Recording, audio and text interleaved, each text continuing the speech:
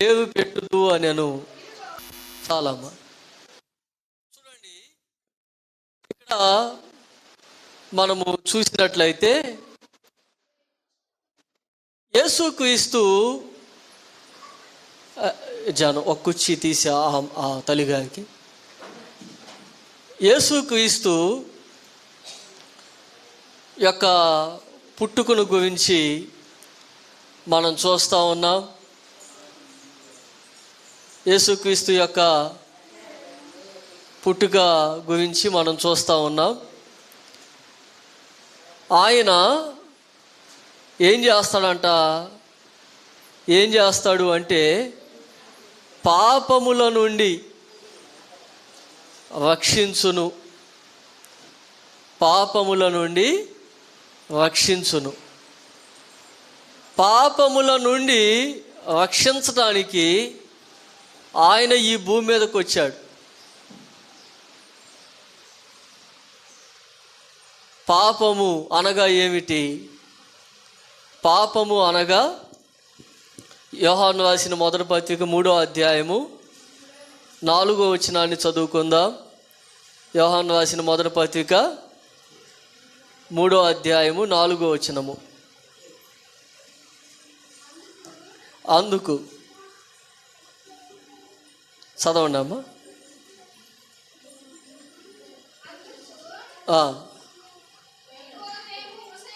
అమ్మ యోహాను రాసిన మొదటి పత్రిక అమ్మ.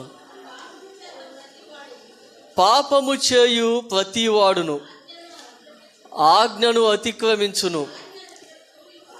ఆజ్ఞ అతిక్రమమే పాపము. చాలు.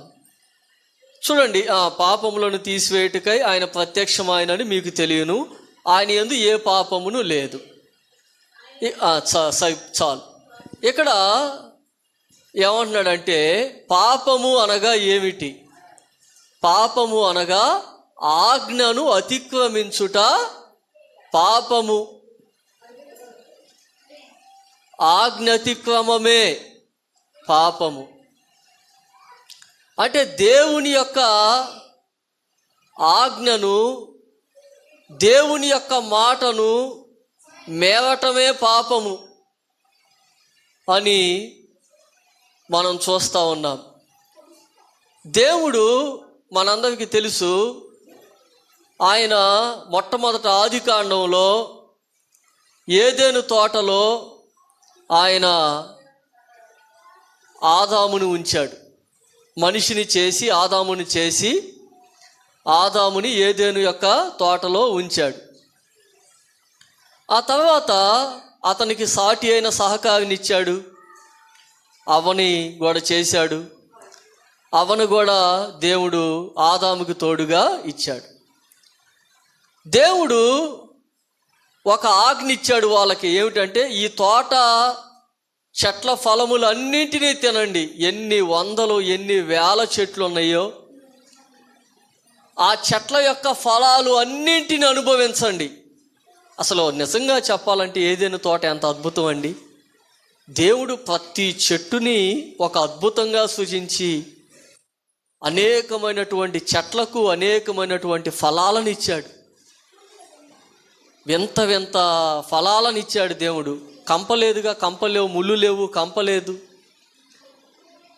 మనిషికి హాని చేసేది, మనిషికి బాధ పెట్టేది ఏదేను యొక్క తోటలో లేదు. ఈ ముండ్ల కంపులు ఇవన్నీ ఎప్పుడు వచ్చినాయి? భూమి శపించబడినాక వచ్చినాయి.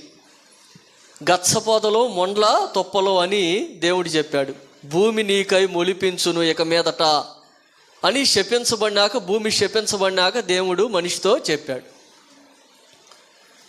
అయితే మనం చూసినట్లయితే ఇక్కడ ఆ యొక్క తోటలో ప్రతి చెట్టు మనిషికి ప్రయోజనకరంగానే ఉంది. మనిషికి ఉపయోగం లేని చెట్టు ఏదీ లేదు. అయితే ఒకే ఒక చెట్టుని దేవుడు, ఇదిగో మీకు ఒక్క చెట్టే ఇస్తున్నా, ఈ ఒక్క చెట్టు ఫలాలనే తినొద్దు, ఈ ఒక్క చెట్టు ఫలాలనే తినండి, ఈ యొక్క ఏదెను తోటలో ఉన్నటువంటి ఏ చెట్టు ఫలాలని మీరు తినటానికి వీల్లేదు అని అనలా దేవుడు. ఒక్క చెట్టు ఫలాలే తినండి అల్లా, అన్ని చెట్లు తినండి, ఫలాలను అనుభవించండి. ఒక్క చెట్టు ఫలం తినొద్దు అన్నాడు. ఒక్క పని చేయొద్దు. ఒకే ఒక ఆజ్ఞ, ఈ ఒక్క పని చేయమాక, ఇది నీకు మంచిది కాదు అని దేవుడు చెప్పాడు. చెబితే ఒక దినాన సైతాను, ఆదికాండం 3వ అధ్యాయంలోనికి వద్దాం. ఆదికాండము 3వ అధ్యాయం 1వ వచనం నుంచి చదువుకుందాం.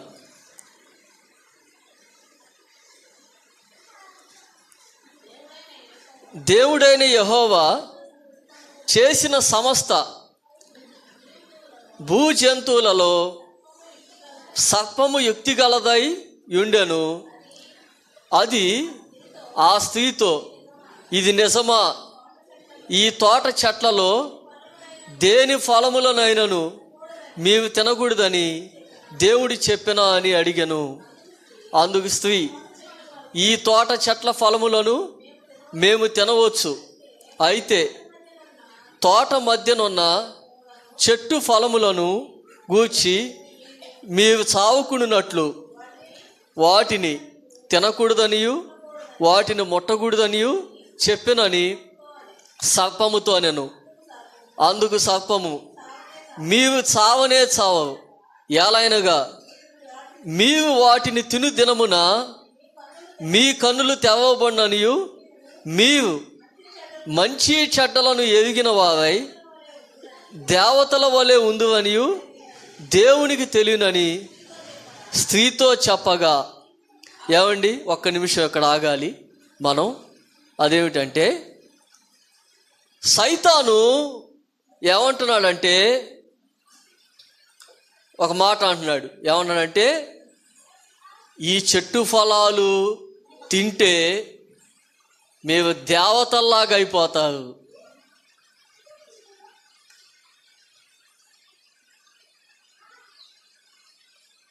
తెలుగులో దేవతలని తర్జుమా చేశారు, ఇంగ్లీష్లో ఏమనుందంటే దేవుడు అని ఉంది. తర్జుమా లోపం ఉంది తెలుగులో. ఇంగ్లీష్లో ఏమనుందంటే మీరు దేవుడిలాగా అయిపోతారు. ఈ చెట్టు ఫలాలు గనక తింటే ఏమవుతారు? దేవుడిలాగా మీరు అయిపోతారు అని సైతాను ఆమెతో అంది. అప్పుడు ఆమె ఏం చేయాలి? ఆమె ఏం చేయాలంటే, దేవుడు చెప్పాడు కాబట్టి నాకు ఇది వద్దు అని అనాలి. ఏమండి, ఎప్పుడైతే ఒక మనిషి సాతాను తెచ్చినటువంటి శోధన గనక ఎదిరించాడనుకో, సాతాను అనేకమైనటువంటి శోధనలు మన దగ్గరికి తీసుకొని వస్తుంది. అనేక రకాలుగా శోధనలు తీసుకొని వస్తుంది. అలా సాతాను శోధన తెచ్చినప్పుడు మనము గనక ఆ శోధన ఎదిరించామనుకో, అప్పుడు ఏమైందో తెలుసా? మన లోపల ఉన్నటువంటి ఆత్మ క్రీస్తు స్వారూప్యములోనికి మార్చబడుతుంది. చెట్టు ఫలము తింటే కాదు దేవుళ్ళలాగా అయ్యేది. చెట్టు ఫలం తినకుండా ఉంటే నువ్వు దేవుళ్ళలాగా అవుతావు, దేవుని స్వారూప్యం వస్తుంది.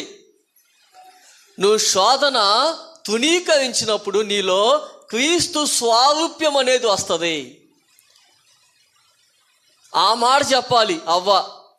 చెట్టు ఫలం తింటే కాదు, చెట్టు ఫలం తినకపోతే దేవుని స్వారూప్యం వస్తుంది నాలోకి, దేవుళ్ళలాగా దేవుని స్వారూప్యం నాలోనికి వస్తుంది అని అవ్వ చెప్పాలి. కానీ ఆమె వెంటనే ఆ చెట్టుకెళ్ళి చూసింది.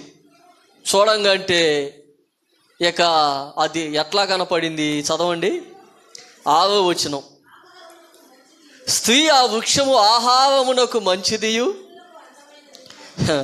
కనులకు అందమైనదియు వివేకమిచ్చు రమ్యమైనదై ఉండుట చూచినప్పుడు ఆమె దాని ఫలముల్లో కొన్ని తీసుకొని తిని తనతో పాటు తన భర్తకును ఇచ్చెను.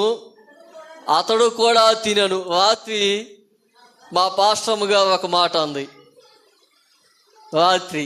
ఏమన్నంటే నా మీద కోప్పడింది ఒక విషయంలో. ఏమనంటే, నువ్వు చాలా తగ్గిపోతున్నావు, అందరూ నిన్ను చూసి నువ్వు చాలా తగ్గిపోతున్నావు అంటున్నారు. ఎందుకు నీకు అంత కఠినత్వం? అంత కఠినంగా ఉంటావేంది నువ్వు? పలానా వాళ్ళకి లేదా, వాళ్ళకి లేదా, వీళ్ళకి లేదా, డయాబెటిక్ లేదా, వాళ్ళందరూ తింటం లేదా, నువ్వెందుకు తింటం లేదు? ఇక ఆ మాటకి నేను కొంచెం మెత్తబడ్డా. పొద్దున్నే లేచాను. పొద్దున్నే లేగంగంటే అందరికంటే ముందు లేచి ఆమె ఏం చేసిందంటే పులిహారం చేసింది, గారెలు వండింది. ఆ పులిహారం చూసేసరికి నాకు ఎట్లా కనపడుతుందంటే, ఆహారమునకు మంచిదియు కనులకు అందముగా కనపడుతుంది. అది కనులకు అందంగా కనపడుతుంది, ఆహారానికి మంచిది. దాని ఫలముల్లో కొన్ని తీసుకొని ఆమె ఎట్లా తిందో, 3 నెలలు అవుతుంది కదా అన్నం తిని. 3 నెలల తర్వాత నేను ఇక దాన్ని తీసుకొని ఆ పులిహారం గారెలో నంచుకొని తిన్నా. అంటే రాత్రి ఆ ప్రభావం నాలో పనిచేసింది అన్నమాట. కాబట్టి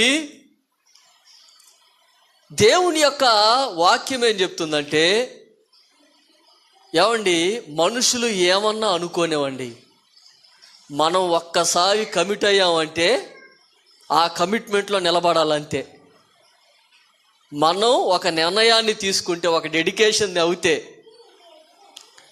మనుషులు ఏమన్నా అనుకొని, నీ గురించి ఏమన్నా చెప్పని, నువ్వు ఒక మంచి నిర్ణయాన్ని తీసుకున్నప్పుడు ఆ మంచి నిర్ణయంలో నువ్వు నిలబడాలంతే. ఎవరి ఒపీనియన్ ఎట్లాగన్నా ఉండని. అంత కఠినంగా నువ్వు లేకపోతే నువ్వు ఏమీ సాధించలేవు. ఈ లోకంలో నువ్వేమీ సాధించలేవు. నాకు ఒక గోల్ ఉంది. హెల్త్ విషయంలో నాకు ఒక గోల్ ఉంది. ఏమిటి ఆ గోల్ అంటే, నేను HbA1c టెస్ట్కి వెళ్ళినప్పుడు, వాళ్ళు టెస్ట్ చేసినప్పుడు, చెక్ చేసినప్పుడు 6 పాయింట్స్ చూపించాలి. అది నా అచీవ్మెంట్. ఏమిటంటే 6 పాయింట్స్ చూపించాలి, నా గోల్ అది.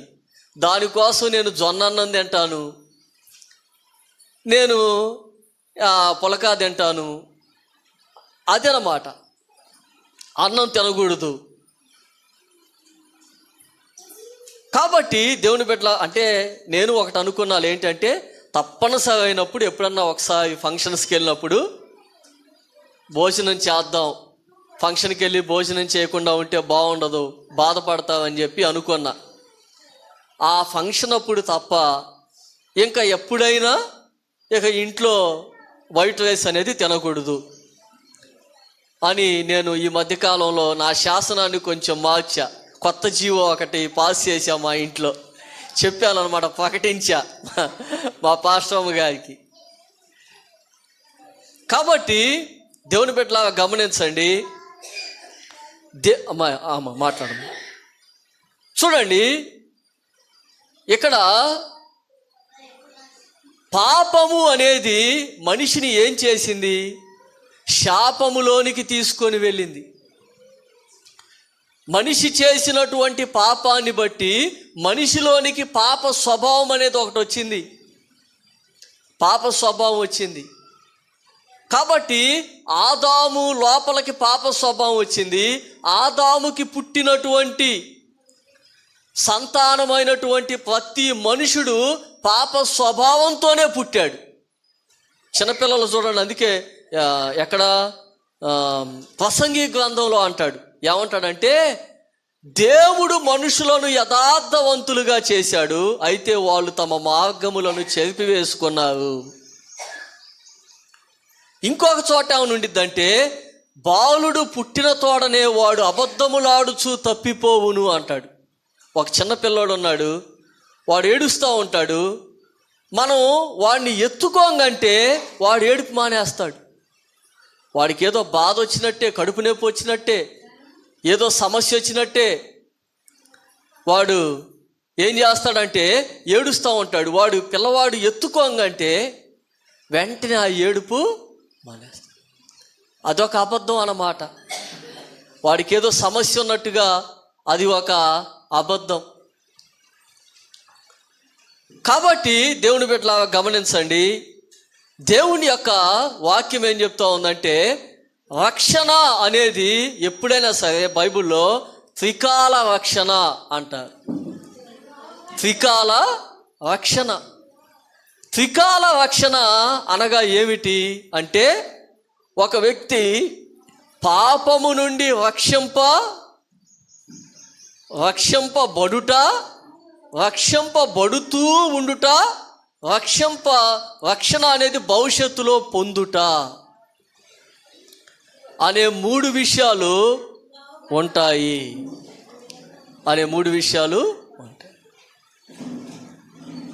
ఎప్పుడైతే యేసుక్రీస్తుని మనము మన పాపముల విషయమై పశ్చాత్తాపడి యేసుక్రీస్తుని సొంత రక్షకునిగా అంగీకరిస్తామో, అప్పుడు పాపము నుండి పాపములు క్షమించబడతాయి.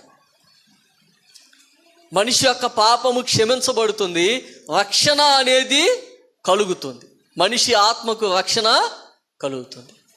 అయితే ఆ రక్షణ అనేది ప్రతి దినదినము మనం కాపాడుకుంటూ రక్షణలో మనం ఎదగాలి. రక్షణలో మనము ఎదగాలి. చూడండి, ఒక మాట నేను మీకు చూపిస్తాను. పేతురు రాసిన మొదటి పత్రికలోనికి వద్దాం.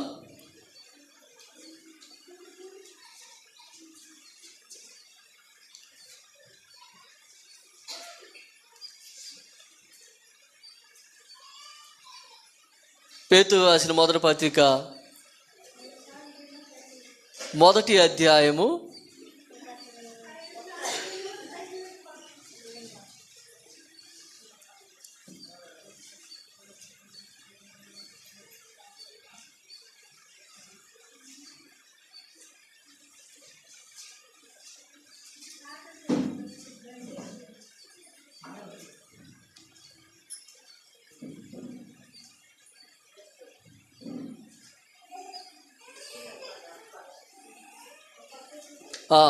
2వ పేతురు రాసిన మొదటి పత్రిక 2వ అధ్యాయము మనము 1వ వచనం నుంచి చదువుకుందాం. ప్రభు దయాళుడని మీరు రుచి చూచి ఉన్న ఎడల సమస్తమైన దుష్టత్వమును, సమస్తమైన కపటమును, వేషధారణను, అసూయను, సమస్త దూషణ మాటలను మాని కొత్తగా జన్మించిన శిశువులను పోలిన వారై నిర్మలమైన వాక్యమును పాల వలన రక్షణ విషయములో ఎదుగు నిమిత్తం ఆ పాలను అపేక్షించుడి. చాలండి. చూడండి, రక్షణలో ఎదగాలి. రక్షణలో ఎదగని వ్యక్తి ఎట్లా ఉంటాడు? ఎదగని వ్యక్తి ఎట్లా ఉంటాడో 2వ వచనంలో చెప్పాడు. ఎట్లా ఉంటాడంటే, సమస్తమైన దుష్టత్వమును, సమస్తమైన కపటమును, వేషధారణ, అసూయ, సమస్త దూషణ మాటలు మాని. రక్షణలో ఎదగని వ్యక్తికి ఈ లక్షణాలు ఉంటాయి. దూషిస్తాడు, కపటం ఉండిద్ది. కపటం అంటే మోసం ఉండిద్ది, దుష్టత్వం ఉండిద్ది, వేషధారణ ఉండిద్ది, అసూయ ఉండిద్ది, దూషణ మాటలు ఉంటాయి. ఆ వ్యక్తి ఇంకా ఆత్మీయంగా ఎదగలేదన్నమాట. అవి ఉంటే ఆత్మీయంగా ఎదగాలి అంటే ఏం చేయాలి? రక్షణలో ఎదగాలి అంటే అక్కడ చెప్పాడు, కొత్తగా జన్మించిన శిశువులను పోలిన వారై నిర్మలమైన వాక్యమును పాల వలన. వాక్యమనే పాలను మనము వాక్యాన్ని దేంతో పోలుస్తున్నాడు? పాలుతో పోలుస్తున్నాడు. ఈ మధ్య సోషల్ మీడియాలో పద్దాకల ఒక అడ్వర్టైజ్మెంట్ వస్తూ ఉంది. అదేమిటంటే, స్వచ్ఛమైనటువంటి పాలు, కంట్రీ డిలైట్ అని వస్తూ ఉంది. కంట్రీ డిలైట్ పాలు, స్వచ్ఛమైన పాలు, అందులో ఇక తేడా ఏమీ లేదని అడ్వర్టైజ్మెంట్ వస్తూ ఉంది. అట్లాగా వాక్యం అనేటటువంటి పాలను, అంటే ప్రతిదినము దేవుని యొక్క వాక్యాన్ని నువ్వు చదవాలి. దేవుని యొక్క వాక్యాన్ని నువ్వు ధ్యానం చేయాలి. దేవుని యొక్క వాక్యాన్ని నువ్వు నేర్చుకోవాలి. వాక్యాన్ని ప్రేమించాలి. ఉదయాన్నే లేచిన వెంటనే మేమేం చేయాలంటే చక్కగా ఒక పుస్తకం తీసి మత్తయి సువార్తో, మార్కు సువార్తో, లూకా సువార్తో, లేకపోతే సామెతల గ్రంథమో తీసి చక్కగా ఒక అధ్యాయాన్ని చదవండి.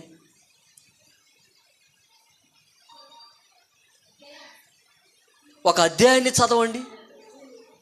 ప్రార్థన చేసుకోండి కొద్దిసేపు. దేవుని యొక్క వాక్యము మనం చదువుతున్నప్పుడు, దేవుని యొక్క వాక్యాన్ని ధ్యానం చేస్తున్నప్పుడు, అధ్యయనం చేస్తున్నప్పుడు మనం రక్షణలో ఎదుగుతాము. ఇంకొక మాట కూడా ఉంది చూడండి. ఎఫెసీయులకు రాసిన పత్రిక 2వ అధ్యాయంలోంచి ఒక మాట చదువుకుందాం. ఎఫెసీయులకు రాసిన పత్రికలోనికి వద్దాం.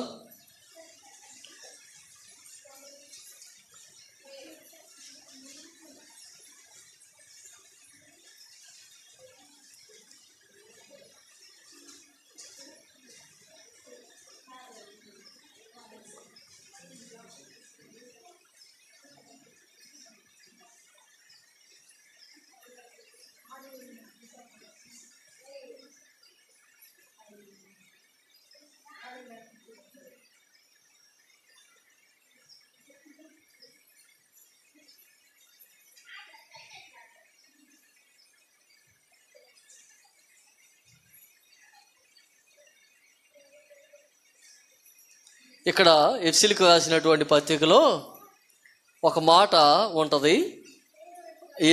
ఏమిటి ఆ మాట అంటే, భయముతో వణుకుతో మీ సొంత రక్షణ కొనసాగించుడి. భయముతో వణుకుతో మీ యొక్క సొంత రక్షణ కొనసాగించుడి అనే మాట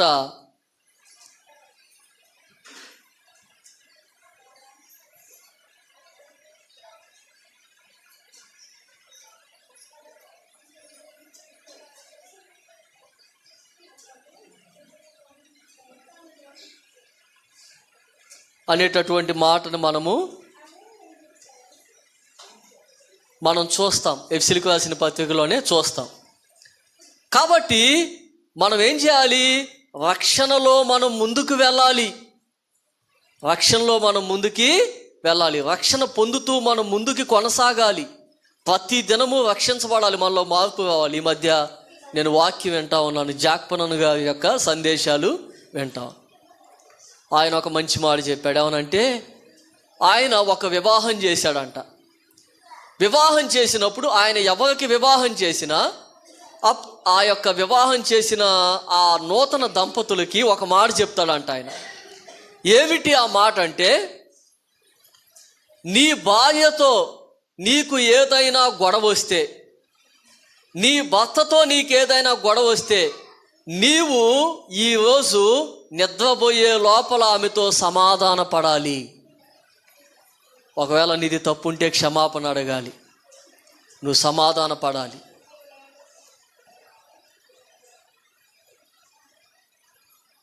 అని చెప్పు.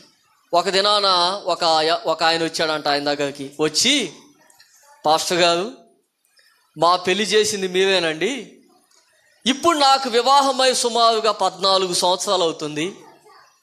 ఈ 14 సంవత్సరాలు నేను మీరు చెప్పినట్లుగానే నేను ఏదైనా నా భార్యతో గనక ఏదైనా గొడవ వస్తే సాయంకాలానికల్లా ఆమెతో సమాధాన పడతానండి. సమాధాన పడతానే ఉన్నాను నేను. మేము చాలా సంతోషంగా ఉన్నాము. ఒకవేళ నీ తప్పు ఉందనుకో, నువ్వు సమాధాన పడాలి.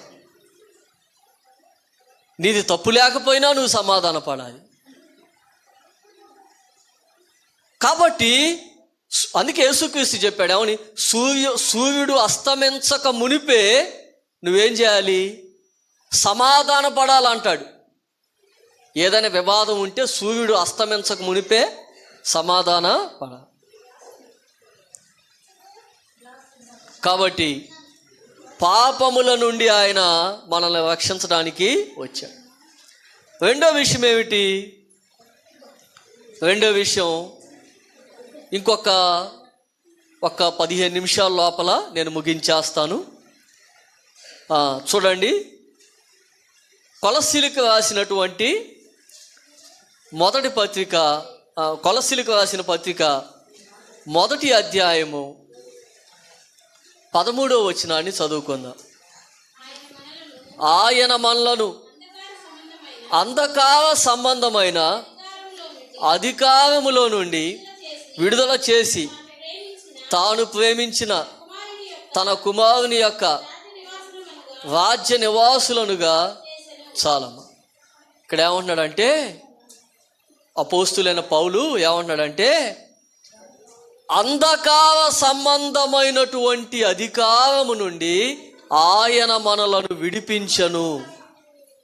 అంధకార సంబంధమైన అధికారం నుండి అంటే సాతాను యొక్క అధికారం నుండి, సాతాను నుండి మనల్ని రక్షించాడు.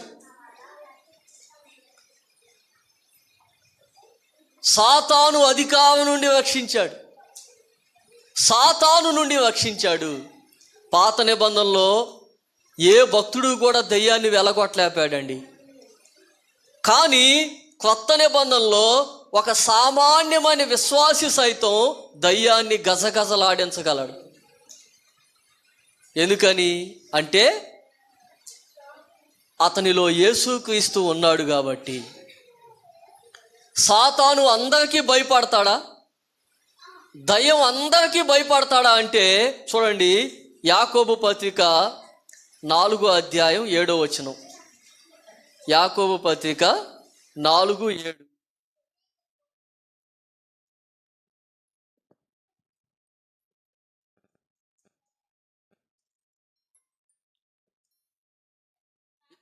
కాబట్టి దేవునికి లోబడి ఉండుడి, అపవాదిని ఎదిరించుడి, అప్పుడు వాడు మీ యొద్ద నుండి పారిపోవును.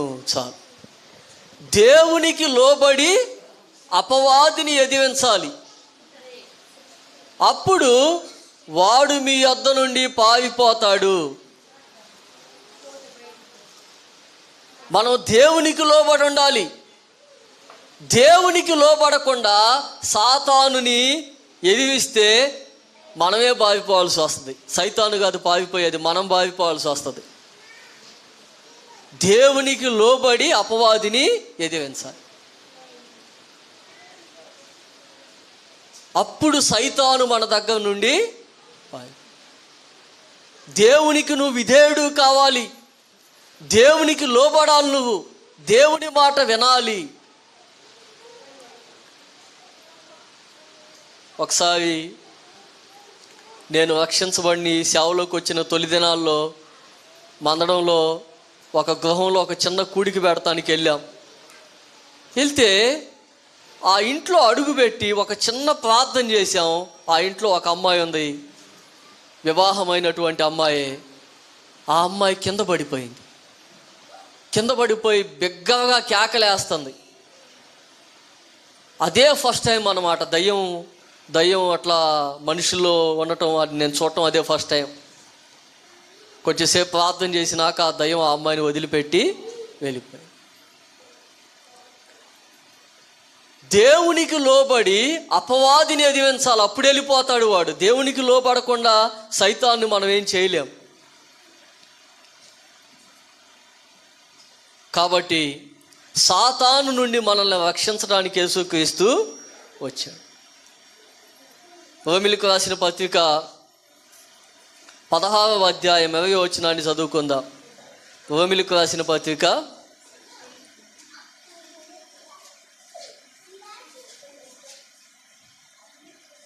16వ అధ్యాయము 20వ వచనం.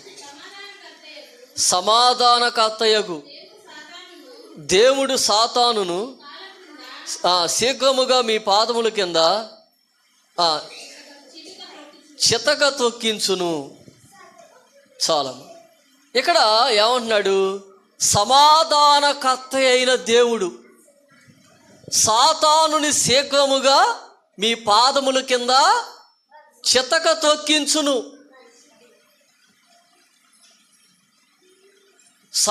ఒక ఆయన చెప్పాడు, ఏమనంటే సమాధానకర్త అయినటువంటి దేవుడు అని ఎందుకన్నాడంటే, ఒక వ్యక్తి ఎంత సమాధానంగా ఉంటాడో ఆ సమాధానంగా ఉన్నటువంటి వ్యక్తికి సైతాను భయపడతాడు,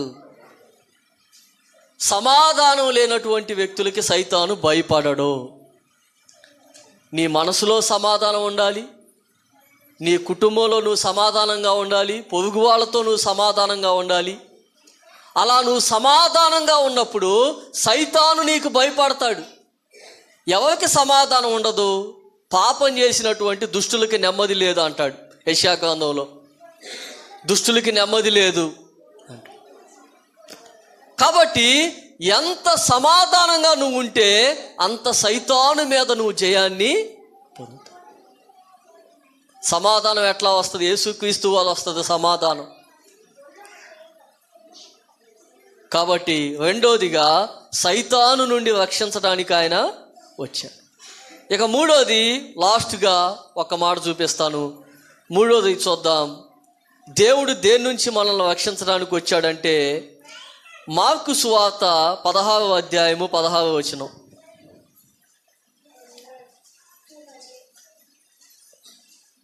మార్కు సువార్త 16:16. మరియు సర్వ సృష్టికి సువార్తను ప్రకటించండి, నమ్మి బాప్తీసం పొందినవాడు రక్షింపబడును, నమ్మని వానికి శిక్ష విధించబడును. చాలు. ఇక్కడ ఏమన్నాడు? నమ్మి బాప్తీసం పొందినవాడు రక్షించబడును, నమ్మని వానికి శిక్ష విధించబడును. ఏమిటి శిక్ష అంటే దేవుని యొక్క తీర్పు. దేవుని యొక్క తీర్పు. ఒక వ్యక్తి యేసుక్రీస్తుని నమ్ముకొని తన పాపముల విషయమై పశ్చాత్తాపడి, అంటే తనకు తెలిసినటువంటి ప్రతి పాపాన్ని ఒప్పుకొని విడిచిపెట్టాలి.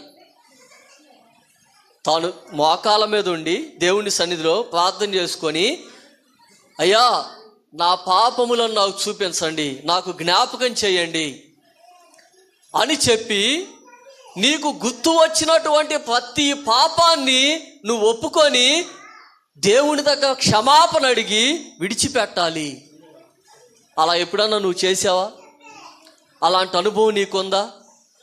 ప్రతిరోజు ప్రార్థనలో కూర్చోంగంటే నువ్వు ఒక మాట చెప్పాలి. ఏమనంటే, దేవా ఈరోజు నేను చేసినటువంటి పాపములను నాకు చూపించండి, నాకు జ్ఞాపకం చేయండి అని దేవునిని నువ్వు అడగాలి. అప్పుడు దేవుడు ఏం చేస్తాడంటే, నీకు ఆ దినం నువ్వు చేసినటువంటి ప్రతి దోషాన్ని, ప్రతి పాపాన్ని నీకు జ్ఞాపకం చేస్తాడు. జ్ఞాపకం చేసినప్పుడు నువ్వు ఒప్పుకొని వాటిని విడిచిపెట్టాలి. అతిక్రమములను దాచిపెట్టువాడు వద్దెలడు, వాటిని ఒప్పుకొని విడిచిపెట్టువాడు కనికరము. మన పాపములను మనం ఒప్పుకొని నీడల ఆయన నమ్మదగిన వాడు, నీతిమంతుడు గనక మన పాపములను క్షమించి సమస్త దుర్నీతి నుండి మనలను పవిత్రులుగా చేయండి. అలాగా దేవుని సన్నిధిలో కూర్చొని ఎప్పుడైనా నీవు నీ పాపములను ఒప్పుకున్నావా? అలా ఒప్పుకుంటే నువ్వు ప్రార్థనలో నిలబడగలుగుతావు, ప్రార్థనా జీవితంలో నువ్వు బలంగా ఉండగలుగుతావు. ఒప్పుకోకపోతే, కప్పుకుంటే నీ పాపము యేసు రక్తము చేత కడగబడదు. కడగబడకపోతే నీ మీదకి దేవుని యొక్క శిక్ష అనేది వస్తుంది. ఎబ్రిలకు రాసిన పత్రికలో ఎన్నోసార్లు నేను చూపించాను. 12వ అధ్యాయంలో ఉండిద్ది. ఆయన శిక్షిస్తాడు, తన పిల్లలను శిక్షిస్తాడు. నువ్వు దిద్దుకోకపోతే, నువ్వు సరి చేసుకోకపోతే, నువ్వు ఒప్పుకోకపోతే, నువ్వు ప్రార్థన చేయకపోతే ఆయన దగ్గర నుండి నీకు శిక్ష అనేది వస్తుంది. శిక్ష అనేది వస్తుంది. కాబట్టి దేవుని బిడ్డలారా గమనించండి, దేవుని యొక్క వాక్యం ఏం చెప్తా ఉందంటే, ఇంకొక మాట మనం చూద్దాం. తెస్సలోనికీయులకు రాసిన మొదటి పత్రిక 1వ అధ్యాయం 10వ వచనం. తెస్సలోనికీయులకు రాసిన మొదటి పత్రిక 1:10. ఆ దినమున అమ్మా కాదమ్మా, తెస్సలోనికీయులకు రాసిన మొదటి పత్రికేనమ్మా, 1వ అధ్యాయం 10వ వచనం. దేవుడు మృతులలో నుండి లేపిన యేసు అనగా రాబో ఉగ్రత నుండి మనల్ని తప్పించుచున్న ఆయన కుమారుడైన యేసు పరలోకం నుండి వచ్చునని ఎదురు చూచుటకు మీరెలాగూ దేవుని వైపునకు తిరిగితివో ఆ సంగతి వారే తెలియజేయుచున్నారు. అంటే ఇక్కడ కంప్యూటర్ బైబిల్లో, అక్కడ మీరు చదివేటటువంటి బైబిల్లో కొంచెం కొన్ని వచనాలు కలిసి ఉంటాయి, ఇక్కడ ఏమైనా విడివిడిగా ఉంటుంది. అందుకని నేను కొన్నిసార్లు కన్ఫ్యూజ్ అవుతూ ఉంటాను. కాబట్టి చూడండి, ఇక్కడ మనం గమనించినట్లయితే దేవుని యొక్క శిక్ష నువ్వు నమ్మి నీ పాపములను ఒప్పుకొని పశ్చాత్తాపడి నీ మనసు మార్చుకొని దేవుని సన్నిధిలో ప్రార్థన చేసుకొని అప్పుడు నువ్వు బాప్తిస్మాన్ని తీసుకో, అప్పుడు రక్షించబడతావు. ఏదో అందరూ తీసుకుంటున్నారు, నేను కూడా తీసుకుంటాను అనుకోకూడదండి. తీసుకోవాలి కాబట్టి తీసుకోవాలనుకోకూడదు. నువ్వు దేవుని సన్నిధిలో యథార్థంగా కూర్చొని నీ పాపముల విషయమై పశ్చాత్తాపడి నీ మనసు మార్చుకొని ప్రార్థన చేసుకొని అప్పుడు నువ్వు బాప్తిసం తీసుకోవాలి. అలా నువ్వు బాప్తిసం తీసుకున్నాక దేవుని యొక్క వాక్యం ఏం చెప్తుందంటే, దేవుని యొక్క తీర్పు నుండి నువ్వు నమ్మని వానికి శిక్ష విధించబడి అన్నాడుగా. నమ్మని వానికి కలిగేటటువంటి శిక్ష ఏమిటి చూడండి, చూపిస్తాను. నమ్మని వానికి కలిగే శిక్ష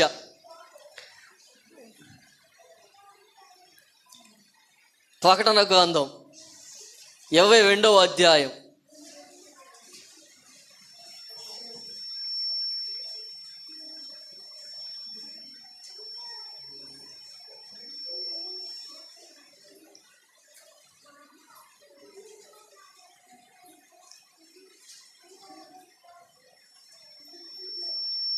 1 మాట నేను చూపిస్తాను.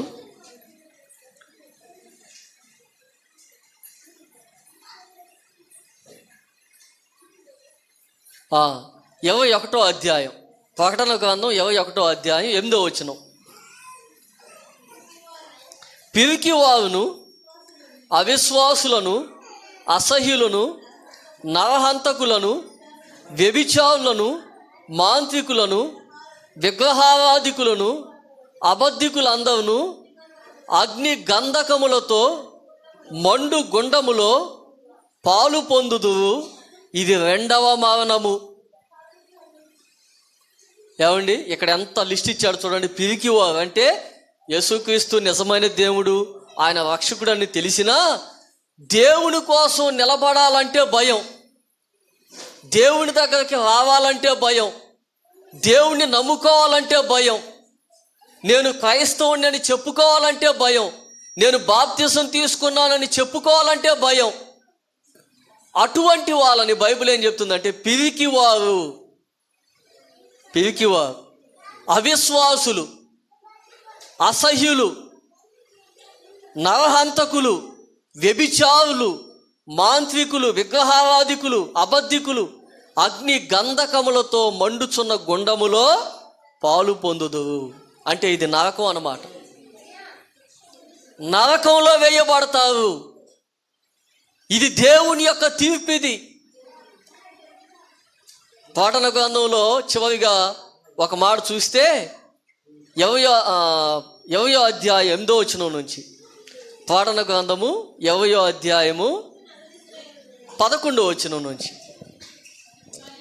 మరియు ధవలమైన మహాసింహాసనమును దాని యందు ఆసీనుడై ఉన్న ఒకనిని చూచి తిని, భూమి ఆకాశములు ఆయన సముఖము నుండి పారిపోయాను, వాటికి నిలువ చోటు కనబడకపోయాను. మరియు గొప్పవారేమి కొద్దివారేమి మృతులైన వారందరూ ఆ సింహాసనం ఎదుట నిలవబడి చూచి తిని, అప్పుడు గ్రంథములు విప్పబడెను, మరియు జీవ గ్రంథమును వేరొక గ్రంథము విప్పబడెను. ఆ గ్రంథముల యందు వ్రాయబడి ఉన్న వాటిని బట్టి తమ క్రియల చొప్పున మృతులు తీర్పు పొందివి. సముద్రము తనలో ఉన్న మృతులను అప్పగించెను. మరణమును పాతాళ లోకమును వాటి వశమునున్న మృతులను అప్పగించెను. వారిలో ప్రతివాడు తన క్రియల చొప్పున తీర్పు పొందెను. మరణమును మృతుల లోకమును అగ్నిగుండములో పడవేయబడెను. ఈ అగ్నిగుండము రెండవ మరణము. ఎవని పేరైనను జీవగ్రంథమందు వ్రాయబడినట్టు కనబడని ఎడల వాడు అగ్నిగుండములో పడవేయబడెను. చాలు. ఇది దేవుని యొక్క తీర్పు. ఆయన ధవల సింహాసనం మీద కూర్చుంటాడండి. ధవలమైన సింహాసనం మీద కూర్చుంటాడు ఒక దినాన. అప్పుడు ఈ అవిశ్వాసులు, నరహంతకులు, పిరికి వాళ్ళు, విగ్రహారాధికులు వీళ్ళందరూ దేవుని ఎదుట నిలబడు. వాళ్ళకి తీర్పు తీర్చి వాళ్ళని నిత్య నరకాగ్నిలోనికి పంపి దాని నుండి రక్షించడానికి వచ్చాడు ఆయన. ఆ యొక్క తీర్పు నుండి మనల్ని రక్షించడానికి వచ్చాడు. అందుకే అన్నాడు మార్కు సువార్త 16:16లో, నమ్మి బాప్తిసం పొందిన వాడు రక్షించబడును, నమ్మని వానికి శిక్ష విధించబడును అని అంటున్నాడు. కాబట్టి 3 విషయాలను మనం చూసాం. అదేమిటంటే యేసుక్రీస్తు పాపముల నుండి రక్షించడానికి భూమి మీదకి వచ్చాడు. రెండోది, సాతాను నుండి రక్షించడానికి భూమి మీదకి వచ్చాడు. మూడోది, దేవుని యొక్క తీర్పు నుండి మనల్ని రక్షించడానికి భూమి మీదకి ఆయన వచ్చాడు. ఆయన రక్షకుడు. ప్రార్థన చేసుకుందాం. కళ్ళు మూసుకోండి. చిన్న ప్రార్థన. జీవాధిపతి అయిన మా తండ్రి, వందనాలు, స్తోత్రాలు. ఈ యొక్క దినాన చక్కగా మీ బిడ్డలు ఆసక్తిగా వచ్చి మీ వాక్యాన్ని వినటానికి సహాయం చేసినందుకు వందనాలు.